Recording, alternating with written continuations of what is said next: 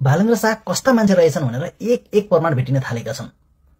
केही प्रमाणहरू म तपाईलाई यहाँ राख्न गइरहेको छु, यो भिडियो अन्त्यसम्म हेर्नुहोला। काठमाडौँमा 3 दिनसम्म सर्वोच्च अदालत र सिंहदरबार चल्दा बालेनले एउटा पनि दमकल पठाएनन्। उनी चाहन्थे सिंहदरबार चलोस्, किनभने उनको त्यो स्ट्याटस नौलो थिएन, पहिलेदेखि उनले पोस्ट गरिसकेका थिए।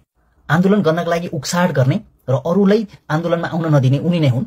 दुर्गा पर्से त्यो आन्दोलनमा आउन चाहेका थिए, तर बालेनले कोही पनि व्यक्ति नआउनुस् भनेर उनले आह्वान गरे। उनले कसैलाई पनि आउन दिएनन्।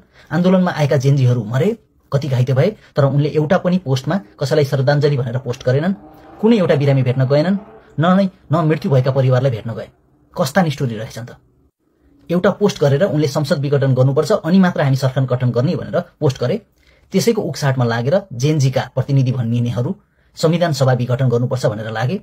त्यसको रिजल्ट के भयो भन्दाखेरि प्रत्यक्ष निर्वाचित कार्यकारीको संशोधन रोकियो र प्रत्यक्ष निर्वाचित कार्यकारीको सपना चकनाचुर भयो।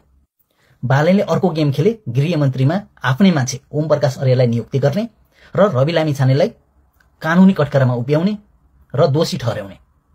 किनभने रवि लामिछाने बाहिर आएको खण्डमा बालेनको आगामी चुनावपछि प्रधानमन्त्री हुने सपना चकनाचुर हुनेवाला छ। त्यो उनले राम्रोसँग बुझेका छन्। तपाईका जानकारीका लागि ओम प्रकाश अर्याल यस्ता व्यक्ति हुन् जो रवि लामिछानेको खुलेर विरोध गर्छन्। उनले पहिले पनि सहकारी काण्डमा रविको हात छ भनेर खुलेर विरोध गरेका थिए।